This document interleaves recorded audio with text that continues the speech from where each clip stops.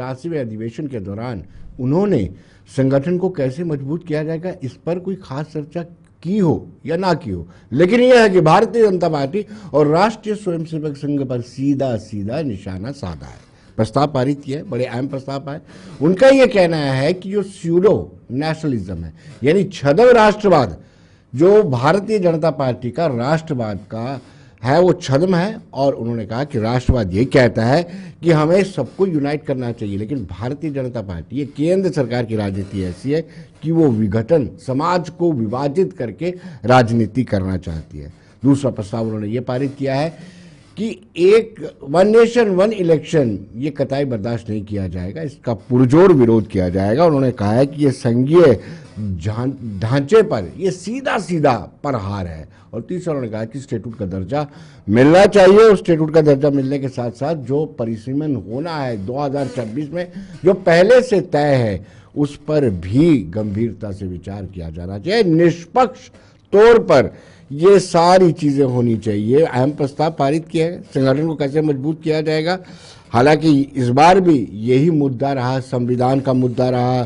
फिर दूसरी बातें आपको बताते चले कि जो टैरिफ बढ़ाया गया है, फिर ईवीएम के इस्तेमाल पर और बहुत सारी मुद्दों पर चर्चा किया गया। यहाँ तक कहा गया कि अब सिखों और क्रिश्चियंस की बारी है।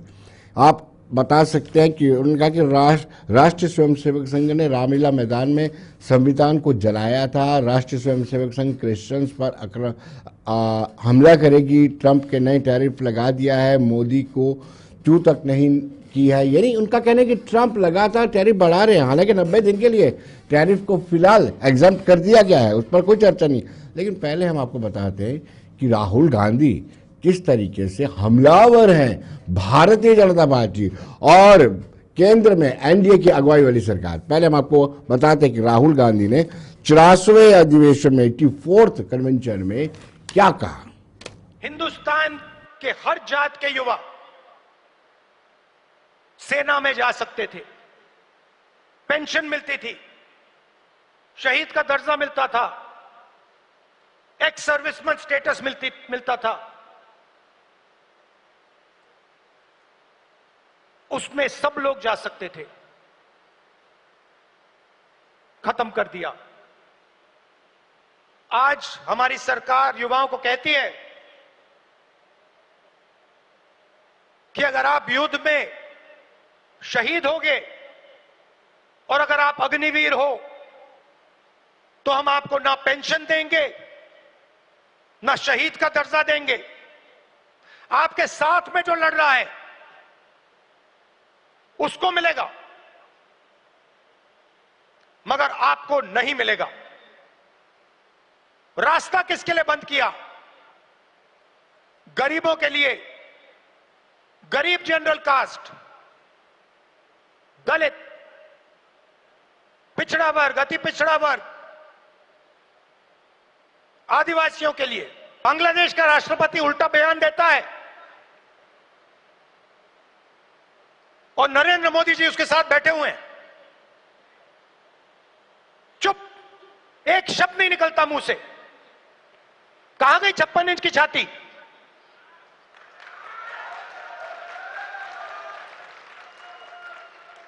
जब प्रधानमंत्री को कहना था,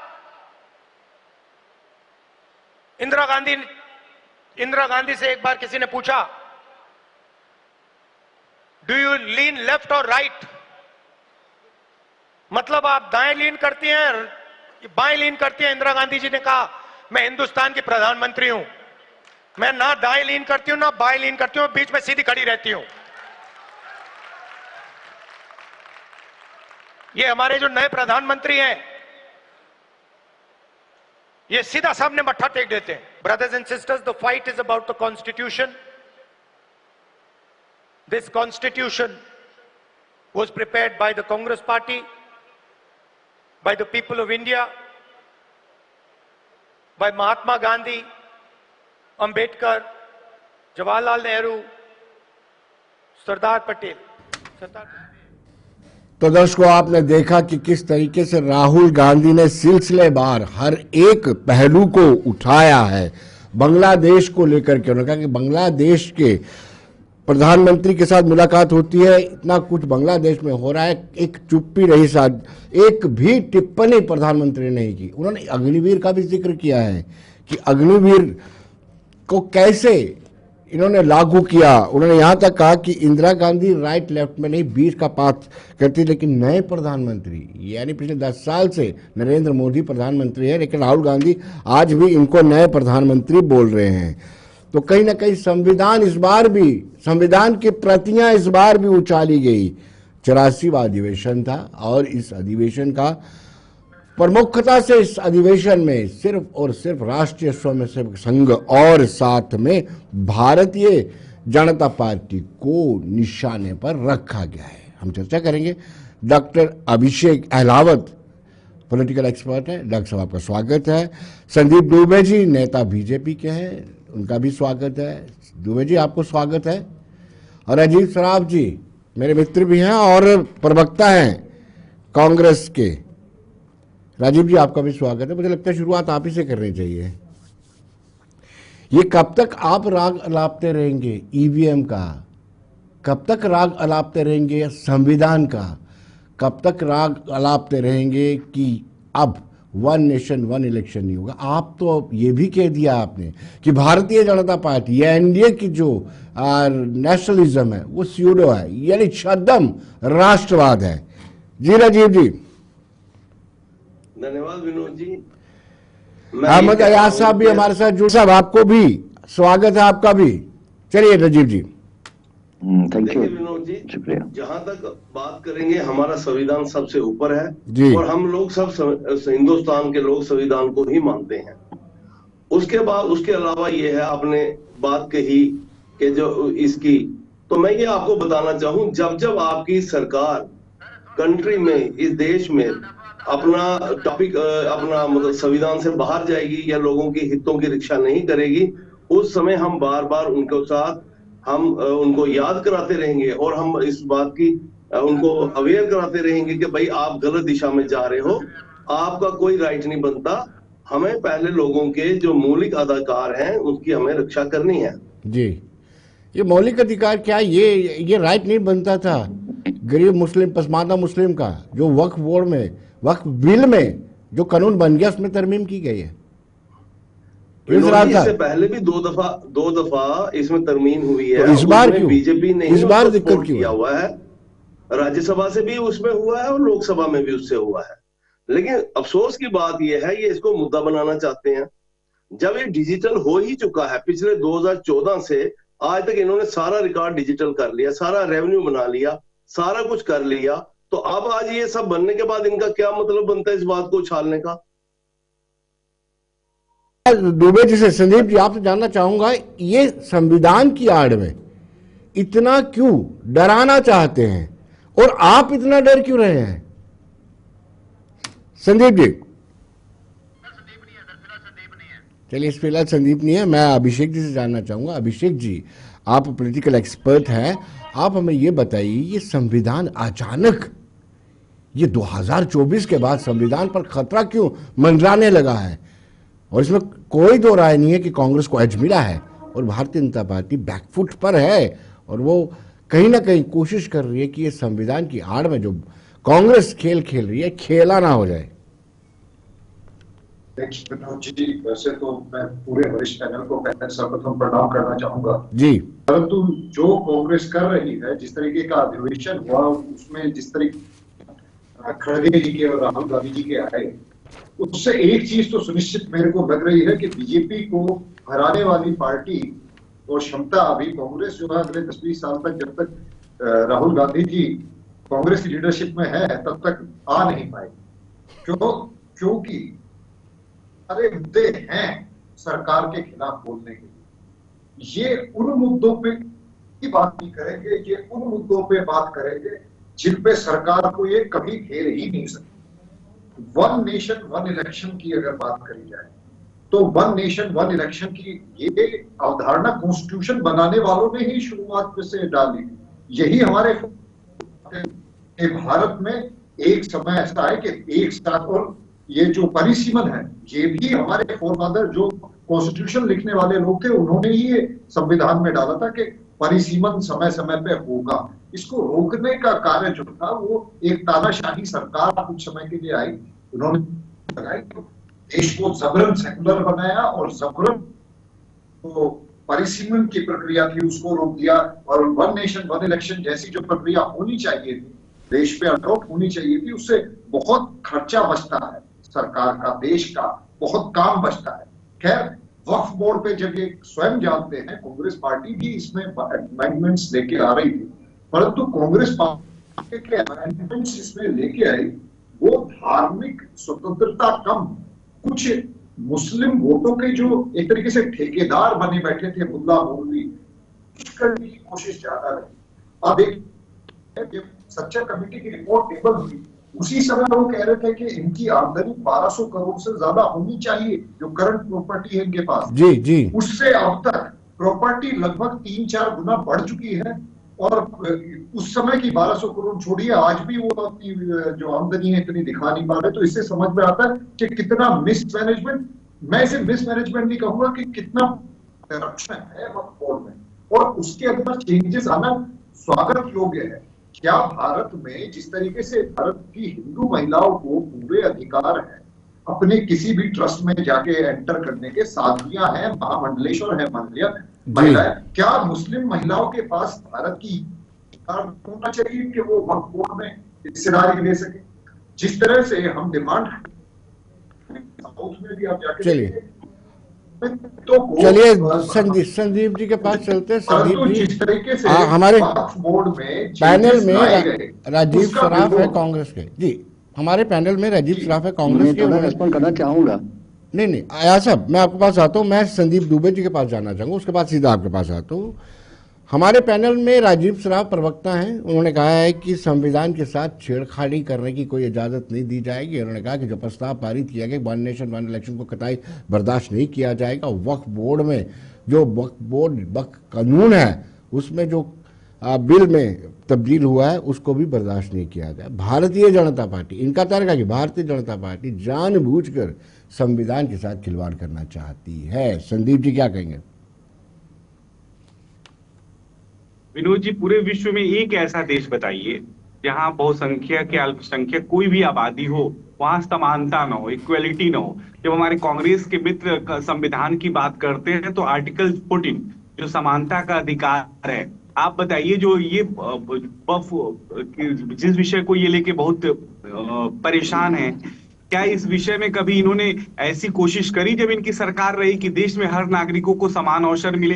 क्या कोशिश करी कि जो पिछड़े हैं, दलित हैं, अल्पसंख्यक हैं, जिनके पास जमीन है लेकिन एक समूह उस जमीन पे कब्जा करके बैठा हुआ है, क्या इन्होंने कोशिश करी कि उनकी भी उन्नति होनी चाहिए? ये बड़ी बड़ी जो संविधान की बातें करते हैं, संविधान सम्मत बातें करते हैं, कहते हैं महात्मा गांधी जी ने संविधान बनाया, अंबेडकर जी ने संविधान बनाया, लेकिन नेहरू जी का नाम लेना राहुल जी भूल जाते हैं कि नेहरू जी उस समय प्रधानमंत्री भी थे भारत के।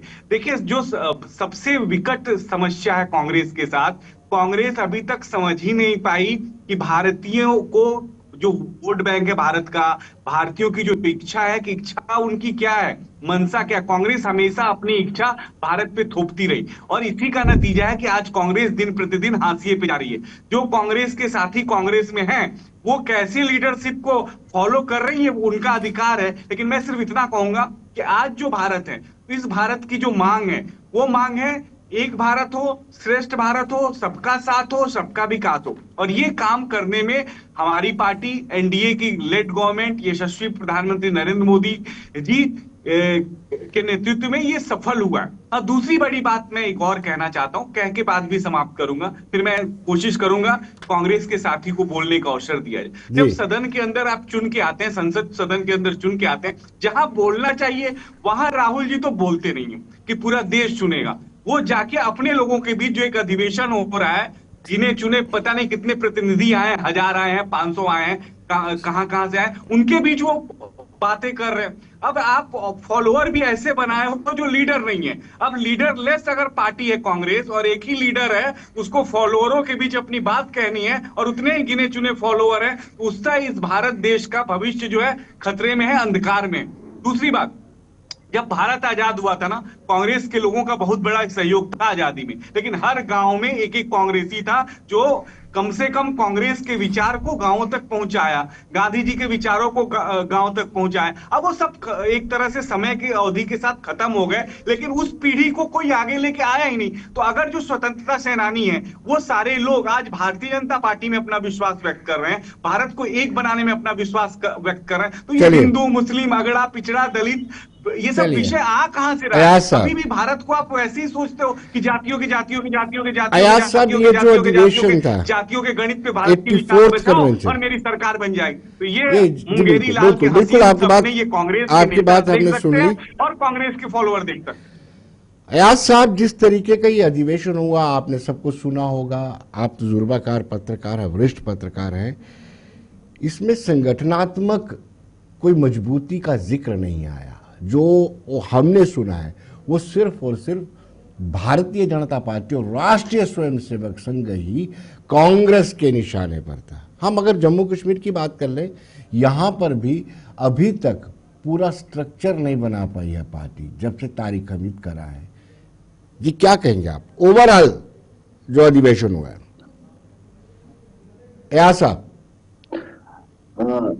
अगर आप अहमदाबाद की कांग्रेस कन्वेंशन की बात कर रहे हो तो देखिए, एक सबसे बड़ी बात रही है हिंदुस्तान की सियासत में कि हर एक पॉलिटिकल पार्टी जो भी अपोजिशन में रही है आज तक, उन्होंने हर वक्त यही देखा कि जो हुकूमत है, बरसरी इक़्तिदार हुकूमत है, कि उसमें फॉल्ट कैसे ढूंढा जाए, मोस्टली यही देखा गया। और एक तो कोशिश करी कि भाई फॉल्ट क्या निकाला जा सकता है, और दूसरा अगर कहीं कोई फॉल्ट नजर आया तो उसको पकड़ के उसको लेकर जरूर एक मुद्दा बनाने की कोशिश करी। और ये कांग्रेस की बात रही है, ये हर एक पॉलिटिकल पार्टी की बात रही है। अगर आप बीजेपी की बात करोगे, जब बीजेपी हुकूमत में नहीं थी, अपोजिशन में थी, तब भी वो वही करते थे। कि हमको याद होगा कि कहीं जब इन्फ्लेशन होती थी, गैस की रेट्स प्राइसेस बढ़ते थे एलपीजी के, तो आपने देखा होगा कि जो बीजेपी के लीडर्स थे वो सड़क पर आके प्रोटेस्ट करते थे। We have seen number of times. तो टू दैट एक्सटेंट ये एक यहाँ का, अब ये सही है या गलत है, लेकिन यहाँ का एक सिस्टम रहा है जी बिल्कुल हिंदुस्तान की पॉलिटिक्स में। तो वही पर अगर कांग्रेस को भी कहीं कोई मुद्दा मिलता है, जैसे बांग्लादेश को लेकर या वक्फ बोर्ड की बिल को लेकर या और कोई इशू लेकर या प्राइस इन्फ्लेशन को लेकर, जैसे भी जहां भी उनको मौका मिला तो या मिल जाए तो वो नेचुरली वो करेंगे। तो उस हद तक तो मुझे लगता है किसी को एतराज नहीं होना चाहिए। अलबत्ता ये है कि it should be based on facts होना चाहिए। देखिए, जहां तक वक्फ बिल का मामला है, वेल हमको मालूम है एक लार्जेस्ट कम्युनिटी जो है हिंदुस्तान में, सेकंड लार्जेस्ट कम्युनिटी जो है, वो इसे खफा है, वो इसे नाराज है, वो इस चीज को मानते नहीं है। अब अभी हमारे दोस्त बीजेपी से कह रहे थे कि भाई संशोधन इससे पहले भी हो चुके हैं। ये वेरी ट्रू। हालांकि ये जो बोर्ड्स है ये अंग्रेजों से पहले के वक्त से आए, मुसलमान इनको मैनेज करते आए हैं, लेकिन हिंदुस्तान की आजादी के बाद इसमें संशोधन हुए। जहां तक जम्मू कश्मीर का ताल्लुक है, वो भी जब एक्सेशन हुआ तो वो भी इस जुमरे में आ गया, तो संशोधन होते रहे। लेकिन अब देखना यह है कि उस वक्त जो संशोधन हुए उसमें कोई इतराज नहीं था किसी को भी, किसी मेंबर को भी कम्युनिटी में, इसलिए क्योंकि वो संशोधन उनको शूट करते थे।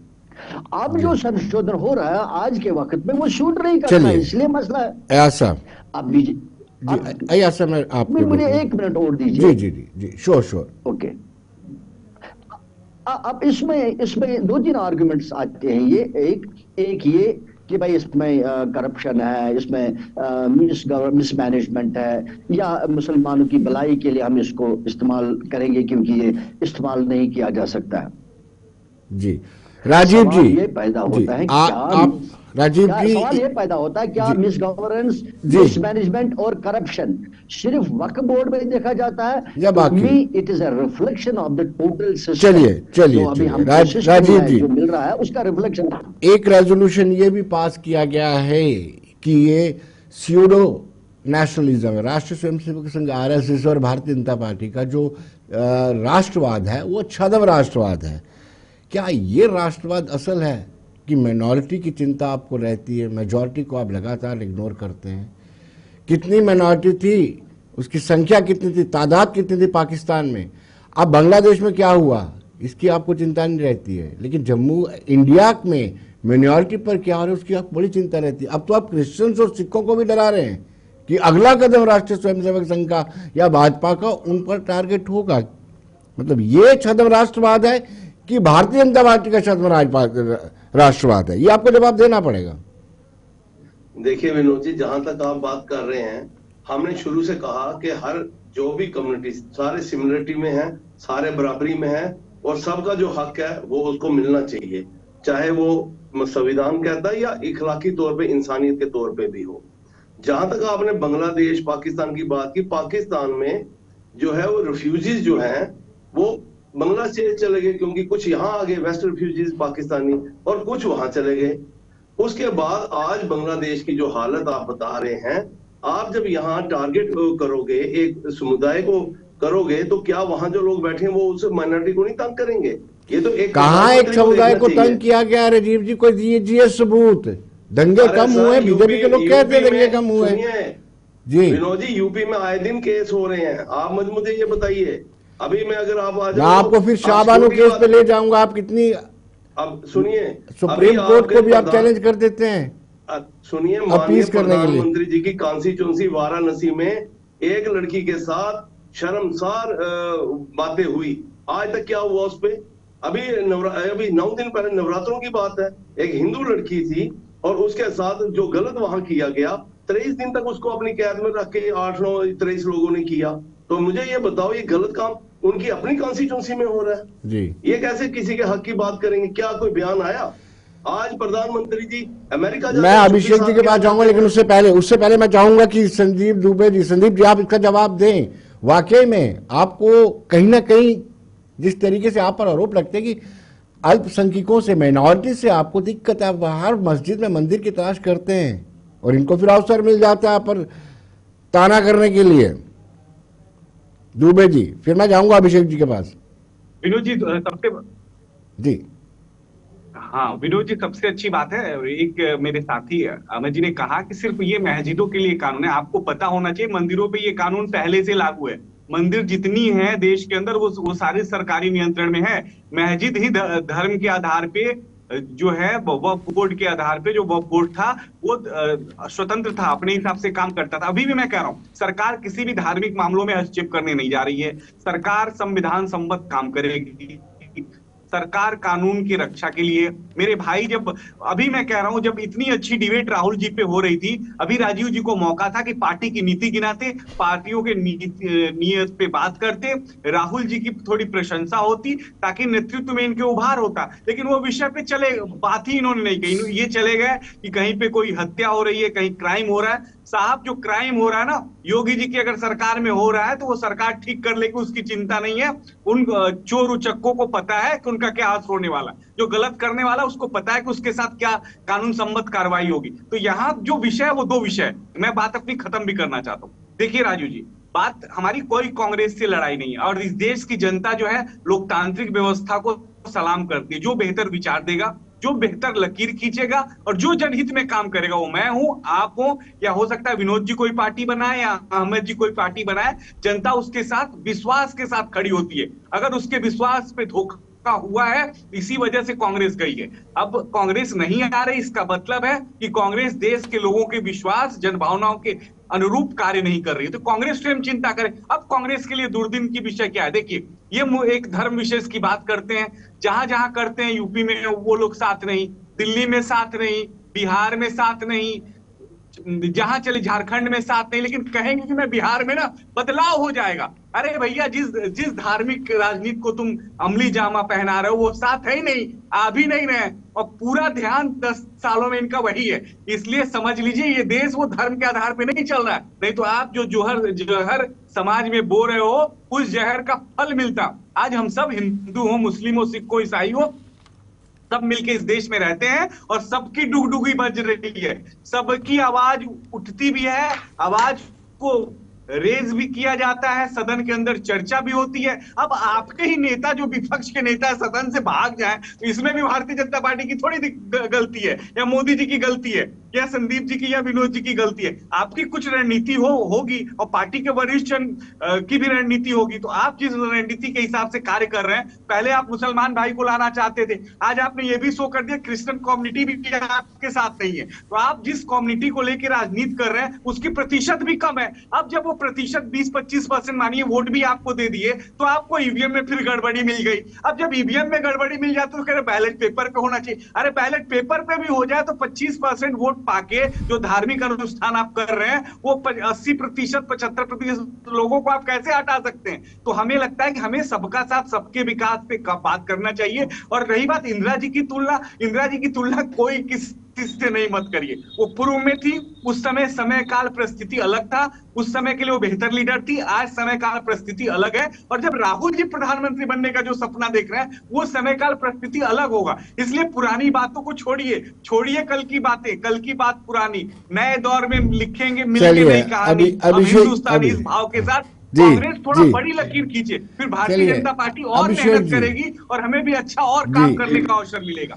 अभिषेक जी, ये बिलो बिल की राजनीति, क्योंकि आज भारत के पास एक ऐसा नेतृत्व है जो 100% देश सेवा के लिए अपना समर्पण किए हुए। मैं अभिषेक जी से जानना चाहूंगा, अभिषेक जी, बिलो बेल्ट की राजनीति जिस तरीके से कांग्रेस संविधान की प्रतियां लेकर के डरा रही है, भाजपा के लोग बड़े नेता ये कहते हैं कि 2024 के चुनाव प्रचार में कि हमें 400 का पार दीजिए, हम कुछ बड़ा करना चाहते हैं।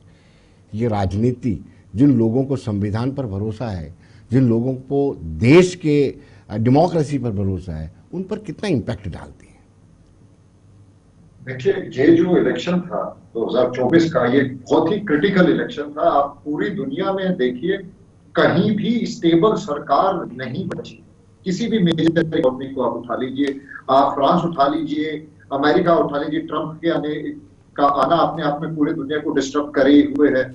आप यूके उठा लीजिए, पूरे दुनिया की स्थिति यही है, जर्मनी की भी स्थिति यही है। तो भारत में भी रिजीम चेंज करवाने की एक बहुत बड़ी साजिश थी, परंतु बीजेपी जिस तरीके से ओवर कॉन्फिडेंस में मेरे ख्याल से 400 पार का एक नारा देख गए, उसका इन्हें थोड़ा सा नुकसान जरूर हुआ। और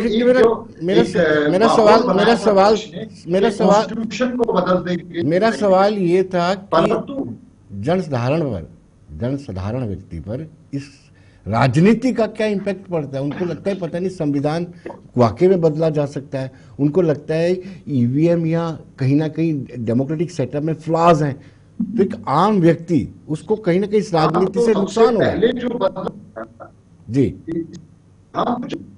नेहरू जी ने सबसे पहला बदलाव कॉन्स्टिट्यूशन में अमेंडमेंट नेहरू जी थे। हर सरकार ने, जब भी कांग्रेस की सरकारें आई है, सबने अमेंडमेंट किए हैं। हमारे कॉन्स्टिट्यूशन बनाने वालों ने ये कॉन्स्टिट्यूशन में हमें आजादी दी है कि जो चीज हमें समय काल के हिसाब से सही करके वो चेंजेस होने चाहिए। परंतु जिस तरह की बातें राहुल गांधी जी कहते हैं, जैसे कि उन्होंने एक बड़ी डरावनी बात कही थी एक बार, कि सब अमीरों के पैसे जबरदस्ती लेके गरीबों में बांट देंगे। क्या ये काम करने की शक्ति बिना किसी डिक्टेटरशिप के, बिना किसी एक तरीके से एक्स्ट्रा जुडिशियल पावर आए, किसी के पास ये संभव है?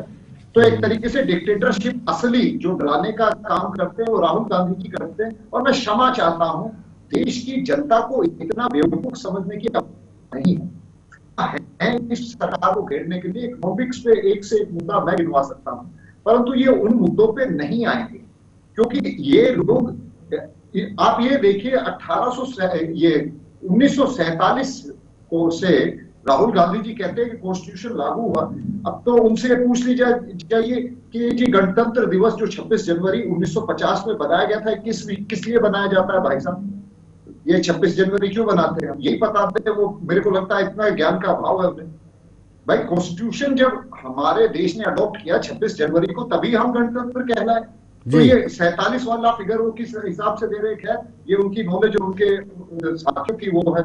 मेरा एक सवाल सभी पैनल के सभी साथियों से है, वक्फ बोर्ड की सभी को चिंता है, सभी को मुसलमानों की चिंता है।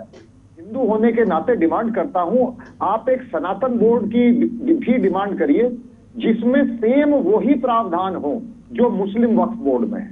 जो अभी का जो मुस्लिम जो वक्फ बोर्ड बनाया है, मुस्लिम वक्फ बोर्ड, सेम वही प्रावधान एक हिंदुओं के लिए सनातन बोर्ड बनाए और उसी को कॉपी पेस्ट करके हमें इतने कोई पार्टी है जो इस तरीके का दावा करने का दम रखे तो हम हिंदू उसे वोट देने के लिए तैयार हैं। ऐसा भी इन्होंने ये भी प्रस्ताव पारित किया है कि वन नेशन वन इलेक्शन जो है वो विघटनकारी सोच है, यानी विभाजनकारी डिस्ट्रक्टिव सोच है।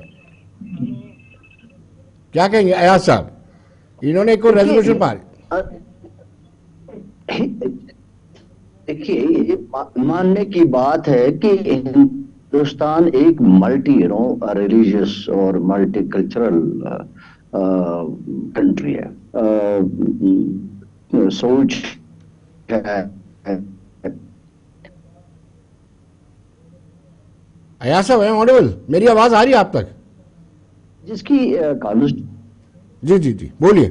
हाँ मेरी आ रही है जी। थोड़ा सा डिस्टर्बेंस है ऑडियो में, बट स्टिल जी। तो इसकी जो कॉन्स्टिट्यूशन में भी गुंजाइश है अपने अंदाजे से, अपने तरीके से, कोई भी जो मजहब है, लोग जो है वो अपने हिसाब से अपनी मजहबी जो कार्रवाइयां हैं वो चलाएंगे। इसके एक और सही तौर अगर हम कहेंगे अभी कि कोई कहेगा कि गलत है, हो सकता है, चलो ठीक है, हर एक को अपना सोच है करने का, सियासी तौर या अदरवाइज, लेकिन ओवरऑल में जो कॉन्स्टिट्यूशन में जो अभी प्रोविजंस दिए गए हैं, लगता है कि वो सही तौर दिए गए हैं हर एक मामले को मद्देनजर रखकर। अब हम कहते हैं कि वक्त के साथ साथ हालत बदले, लेकिन एक वक्त तो एक ये तो नहीं बदल रहा है, किसी का मजहब नहीं बदल रहा है, वो वही रहेगा जो उस वक्त भी था, आज भी वही है, मामलात वही है, मजहबी मामलात। और इसलिए अगर कॉन्स्टिट्यूशन में ये दर्ज है, मजहबी आजादी दर्ज है हर एक की, बिल्कुल सही है। अब आप जब वन नेशन वन इसकी बात करोगे तो फिर मुझे ये बताइए कि जब मुख्तलिफ मज़ाहिब के लोग मुख्तलिफ अपने उनके तरीके हैं, तो आप उनको एक ही प्लेटफार्म में किस जगह पर लाओगे और किस मामले पर लाओगे? इसलिए लग रहा है कि एक मुदाखलत ही नहीं बल्कि नामुमकिन सी बात लग रही है। अब दूसरी बात है कि जोर जबरदस्ती से या कानून तुम बनाया जाए, क्योंकि अभी कानून में नंबर गेम मैटर करता है। हमने देखा अभी जो अभी वक्फ बोर्ड की बिल आई उसमें भी नंबर गेम का मामला ही है। हालांकि अगर मेरिट देखेंगे तो मेरिट को कहीं कंसिडर नहीं किया गया कि मेरिट की क्या बात है। वेल अगर हम ये भी मानेंगे कि उसमें कहीं करप्शन का या कहीं मिसगवर्नेंस का कोई हो सकता था, लेकिन उसके और तरीके करने के थे जिसकी मुझे लगता है सुनवाई नहीं हुई। So ultimately what matter is की नंबर्स, अभी नंबर्स का मामला है जी। कोई भी हो जाए, लेकिन अगर होता है तो बहुत गलत हो जाएगा। चलिए अयाज साहब एक रोकूंगा, एक छोटे से ब्रेक के लिए बन लीजिए, लौटते हैं।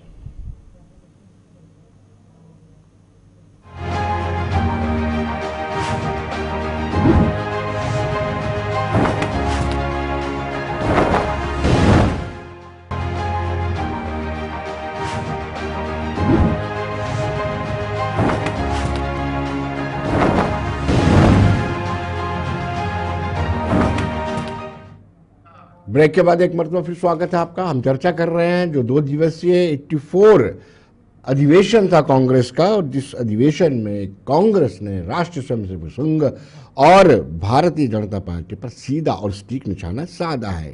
राजीव साहब से जानना चाहता हूँ, राजीव जी, ऐसे ही एक अधिवेशन में AK एंटनी ने कहा था कि कांग्रेस को अपनी रणनीति बदलनी चाहिए।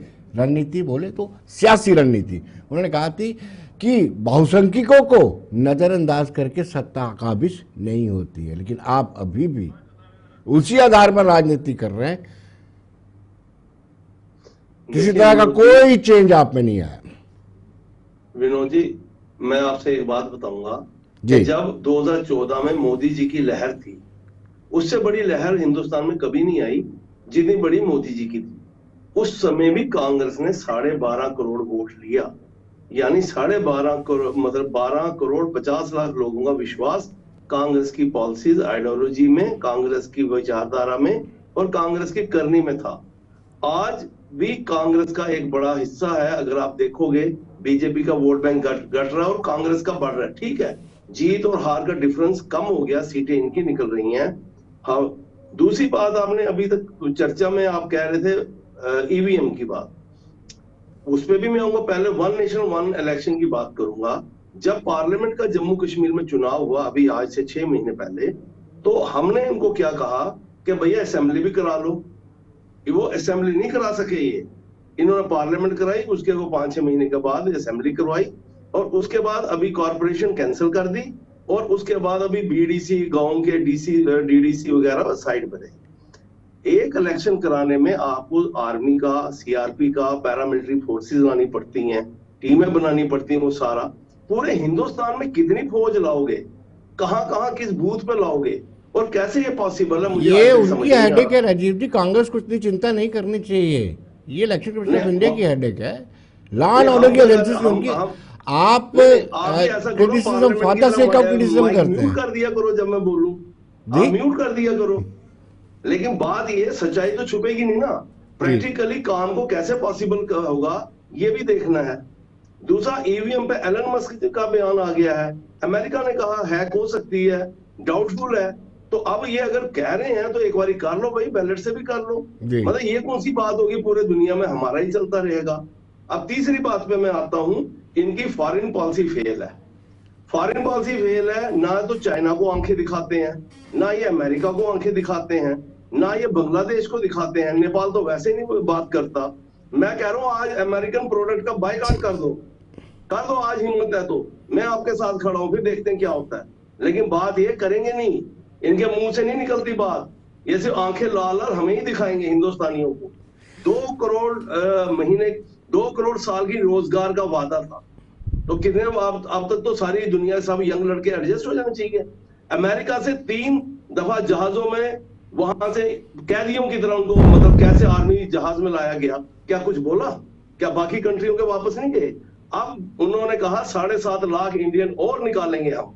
अभी 7.5 की भी आ रहे हैं, आप उसकी 7.5 लाख छोटे नहीं है, आपकी फॉरेन करेंसी में फर्क पड़ेगा। चलिए कहने का मतलब ये है, कहने राजीव जी, मैं कह लो, गुमराह आप कहते हैं कि मुझे बोलने नहीं दिया जाता, इलेक्शन ले आओ, नर्सों को छोड़ ले आओ, आप ले आओ, लेकिन सच्चाई छुपेगी नहीं। हर घंटे में पढ़े लिखे का सुसाइड है। मैं कह रहा हूँ भाजपा वाले जो ये कह रहे हैं, ये आंकड़े राजीव जी आप कहते हैं कि मुझे म्यूट ही कर दीजिए, ये आंकड़े पता नहीं कहां से लाते हैं आप। चलिए मैं संदीप जी से पार्लियामेंट में करते हो आप, यहाँ भी कर सकते हो, आपके पावर तो है।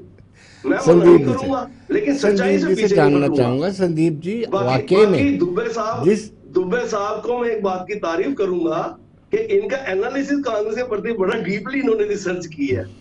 तो इस बात के लिए भाजपा में इनकी रिसर्च कम है और कांग्रेस में इनकी रिसर्च ज्यादा, उसके लिए मैं इनका शुक्रिया करता हूँ। दुबे जी, एक तो आप विकास के नाम पर वोट मांगते हैं, दूसरा रेडिकलाइजेशन तो है ही है, तीसरा सबसे बड़ा आप कहते हैं कि हमारी फॉरेन पॉलिसी बहुत ज़्यादा मजबूत है। अगर फॉरेन पॉलिसी मजबूत होती तो आज बांग्लादेश में अल्पसंख्यकों के साथ ऐसा नहीं होता, ऐसा कोई दबाव होता, प्रेशर होता कि बांग्लादेश में हिंदुओं के साथ खासतौर पर ऐसा नहीं, ऐसी दुर्दशा नहीं होती। जी दुबे जी, अनम्यूट कीजिए, अनम्यूट कीजिए। अनम्यूट है। हाँ, अब आई आवाज, आपको आवाज आई।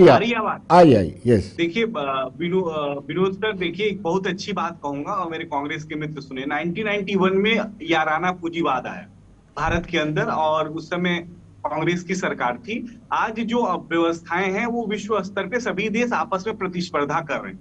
इस प्रतिस्पर्धा के दौर में हर मुल्क पहले अपना हित सोचता है।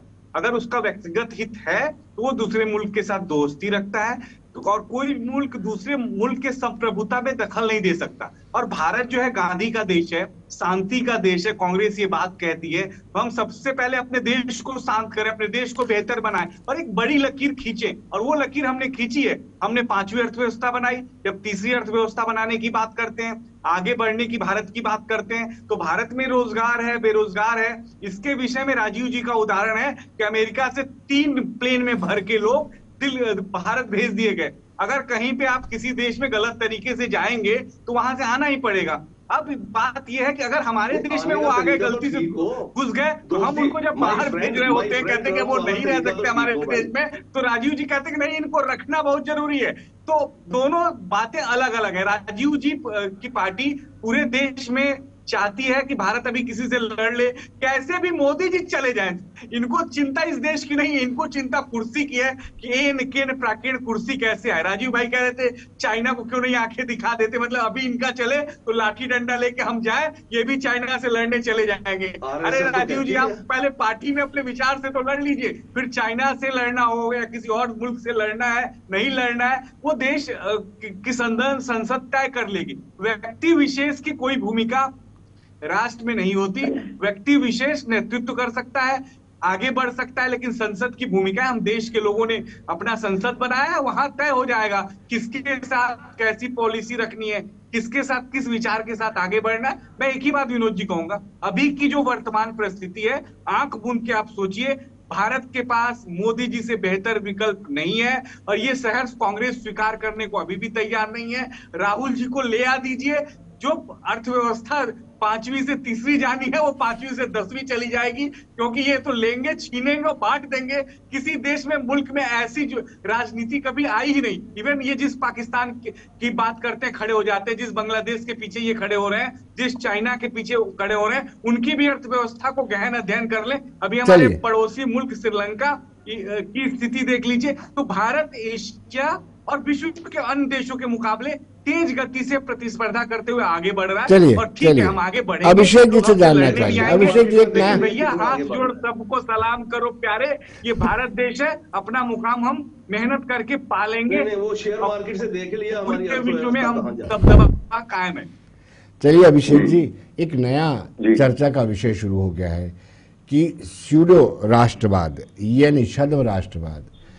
कांग्रेस कहती है कि बीजेपी का छद्म राष्ट्रवाद है, और इवन बीजेपी कहती है कि स्यूडो सेकुलर भी है। राष्ट्रवाद तो छोड़िए, छद्म राष्ट्रवाद तो है, ये सेकुलर भी, धर्मनिरपेक्ष भी छद्म है कांग्रेस के लोग।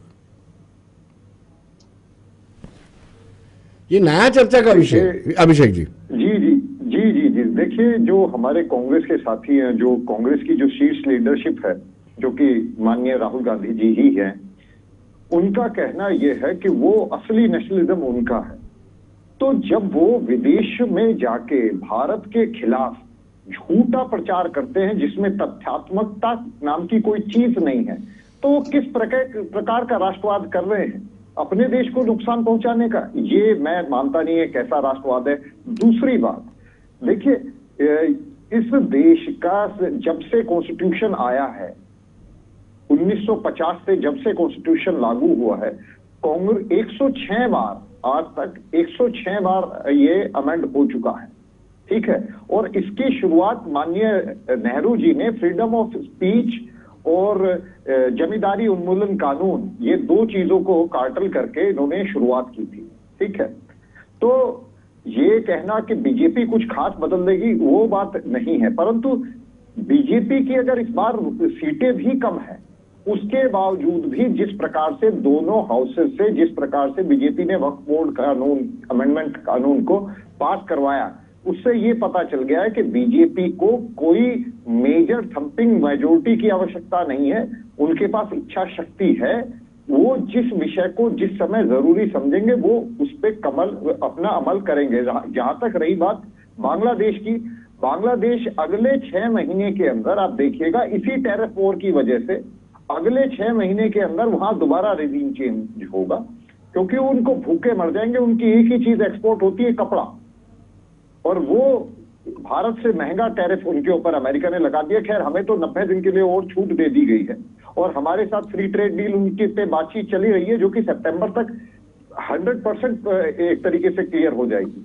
और हमारे साथ एक बहुत अच्छा, एक अमेरिका का एक इतना अच्छा संबंध हमारे बनने वाले हैं, परंतु हमारे साथ पूरी दुनिया के संबंध कब कब खराब रहे, आप इसका थोड़ा बैकग्राउंड में जाइए।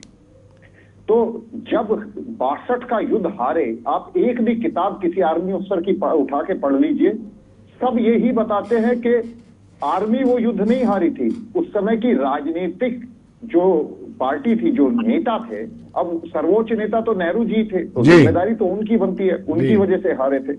रही बात, वो कह रहे कि हमारे यहाँ आप जम्मू में इलेक्शन नहीं करवा पा रहे हैं। भाई कैसे करवाएं? जम्मू अकेला तो नहीं है, कश्मीर भी साथ में है, देश में और भी हिस्से हैं जहां पे मुस्लिम अकलियत है, माइनॉरिटी है, वहां मिलिट्री बुलाने की जरूरत नहीं होती। आपका प्रदेश एकमात्र ऐसा उन प्रदेशों में से है जहां मुस्लिम जो है मेजोरिटी में है, तो उनको डेमोक्रेसी समझ में नहीं आ रही है, ज्यादा पसंद नहीं आती है। आप पूरी दुनिया में एग्जाम्पल उठा के देख लीजिए, एक भी मुस्लिम कंट्री ट्रू डेमोक्रेसी नहीं है, चाहे वो टर्की ही क्यों ना हो। तो ये बात, और रही बात ये जिस तरीके से अमेरिका ने इलीगल इंडियंस को वापस भेजा, वैसा बिल्कुल सही कहा राजीव जी ने कि ये गलत था। हमें भी ऐसा ही करना चाहिए। जम्मू के ही कुछ ऐसे एरियाज हैं जिनमें रोहिंग्या की इस तरह की बस्ती बसाई गई है, जहां पे आज की तारीख में आम जम्मू वासी भी जाता हुआ डरता है। मैं चाहूंगा कांग्रेस पार्टी के प्रवक्ता से और अपने संदीप दुबे भाई से ये अपनी राजीव जी आपसे जानना चाहूंगा, आप कह रहे हैं कि वहां हथकड़ियां पहना करके लाया गया, तो क्या जो रोहिंग्यास हैं उनको जब डिपोर्ट किया जाएगा, फूल के हार मालाएं पहना के करना चाहिए उनको? मेरे ख्याल से राजीव जी के हिसाब से तो ऐसा ही होना चाहिए। भाजपा के जो एक एमएलए हैं जो इस समय वहां बैठे, उन्होंने कहा मेरे फादर के टाइम में रोहिंग्या यहाँ लाए गए और उनको बसाया गया क्योंकि यूएनओ के किसी ट्रीटी के तहत आए थे। ये आप ही के इंटरव्यू में मैंने उसमें देखा है जी। तो मेरा ख्याल है ये बेहतर जवाब वही दे सकते हैं जो लाए थे। बाकी अगर गवर्नमेंट कोई पॉलिसी बनाती है, ये हमें तो पूछती है नहीं। जब भी इन्होंने करना अपोजिशन को, पिछले 10 साल में इन्होंने कब कॉन्फिडेंस में लिया? क्या अपोजिशन में क्या लाइक लोग नहीं है? क्या बाकी पार्टियों में लाइक नहीं है? ये अपोजिशन को कॉन्फिडेंस में लेना ही नहीं चाहते जी, वन मैन आर्मी चलाना चाहते हैं। तो भैया ऐसा है, जब भी देश के हित में आप कोई अच्छा कदम उठाओगे, हम आपके साथ हैं, हम आपके साथ हमेशा खड़े हैं। आप देश के लिए जो भी अच्छा काम, चलिए संदीप जी एक मिनट में आप बताइए, ये बांग्लादेशी घुसपैठियों और रोहिंग्या के भी हिमायती क्यों बन जाते हैं? और आपके पास समय, अब आप निकाल दिए, डिपोर्ट कर दीजिए उनको। अब आपकी सरकार है, डिपोर्ट कर दीजिए। विनोद जी देखिए, सरकार की नीति स्पष्ट है।